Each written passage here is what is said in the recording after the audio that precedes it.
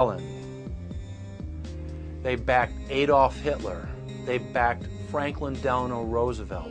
And they are backing right now Barack Obama. The banking cartel had established a beachhead in 1913 through the Federal Reserve Act. In 1947, they set up a parallel shadow government through the National Security Act. From 47 on, the national security state began the long process of absorbing federal and state bureaucracies, while at the same time undermining the constitutional power of Congress and dominating the executive branch. By controlling the issuance of currency and credit, the private Federal Reserve was able to buy up most of the Fortune 500. And if a company wouldn't sell, the bankers would unleash federal regulators to run them out of business. Private central banks in Europe, the United States, and England took taxpayer money and loaned it at over 30% interest to third world nations. The bankers would then bribe the leaders of those countries not to pay back the loans. Their third world puppets would sign agreements stating that when the country defaulted, the banks would be given all the natural resources and infrastructure of the once sovereign lands. But worst of all, the countries would pledge future taxes paid by the people in perpetuity as profit to the private banks. By the year 2000, there were few nations that had not fallen to the designs of the money power. The globalists were now ready to start their final phase of world government takeover, the destruction of the Western nations' economies. To carry out their final takeover, they first removed banking regulations like the Glass-Steagall Act in the late 1990s. This allowed their front companies to issue unlimited credit to the world and to set up colossal Ponzi schemes, the likes of which the world had never seen. The scams were advertised by the controlled corporate media as completely legitimate. Because of the fantastic returns, private investors, corporations, state and local governments invested heavily. They had taken the bait, hook, line, and sinker. To destroy confidence, in late 2007, the bankers themselves began to badmouth the scams they had created. Next, the central bankers cut off the tsunami of fiat money that they had been using to pump up the bubble. When Congress and the public refused to write the finance oligarchs a blank check, the bankers began to engage in financial terrorism. They said that the world would go into another Great Depression unless their demands were met, further destroying confidence. The stock market instantly had its biggest one-day loss in history, but even that wasn't enough to force Congress to capitulate to the offshore banks. Senator Inhofe of Oklahoma and Congressman Brad Sherman of California, amongst others, told the world that the entire Congress had been threatened with martial law by the White House and the Treasury Department if they didn't pass the so-called banker bailout bill. The only way they can pass this bill is by creating and sustaining a panic atmosphere. That atmosphere is not justified. Many of us were told in private conversations that if we voted against this bill on Monday, that the sky would fall, the market would drop 2,000 or 3,000 points the first day, another couple thousand the second day, and a few members were even told that there would be martial law in America if we voted no. That's what I call fear-mongering. Unjustified. The final version of the bill was kept secret from the Congress until minutes before the vote on October 3, 2008. The Federal Reserve had promised total transparency, that every dime would be accounted for. To Democrats and Republicans who've opposed this plan, I say, step up to the plate.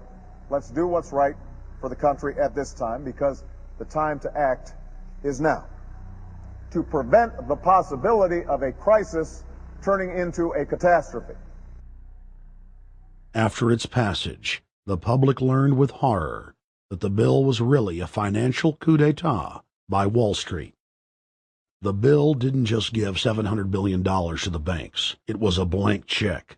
And as of February 2009, $9.7 trillion has disappeared into a black hole. Within 24 hours of its passage, Secretary of Treasury Henry Paulson said they were no longer going to use the money to unfreeze the mortgage market by buying bad debt. We went to Congress. Illiquid assets look like the way to go.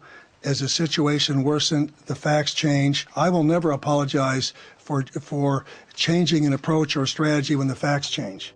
Paulson has, in the meantime, admitted that the subprime mortgage crisis is not the cause, really, of the breakdown of the entire world banking system and the bankruptcy of most of the banks in London and in Wall Street. He said, oh, we're going to buy up toxic assets, but we're not going to worry about subprime mortgages. What he's talking about is derivatives. Derivatives are the center of the crisis. He went on to say that where the money was going was a secret. I believe that banking institutions are more dangerous to our liberties than standing armies.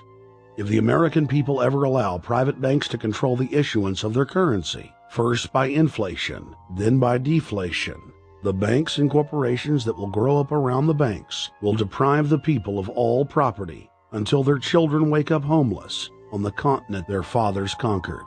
The issuing power should be taken from the banks and restored to the people, to whom it properly belongs. Thomas Jefferson, 3rd President of the United States.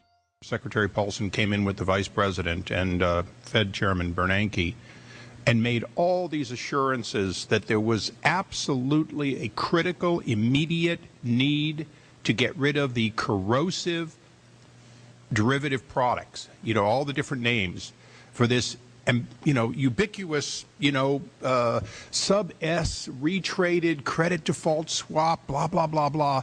Okay? But they talked about them as though they knew what the hell they were. You got the money and you immediately said, what items, what auction? Now the Treasury just basically cut that out of the bill. And what we have here is a situation where banks are hoarding the money that they're getting from the TARP. They're using the money to purchase other banks. And all of a sudden, the Treasury sent a signal to the banks, forget about it. We're going to give you the money that you want, and you do what you want with it. Unless you direct it specifically, it's not going to happen. I don't think anyone questions, Mr. Kashkari, that you're working hard. Our question is who you're working for. Throughout its passage, President Bush and Senator Obama worked in tandem to get Congress to pass the bill, without even having time to read it, despite the fact that in major polls, 98% of the American people were against the bill. The leadership in both parties were for it.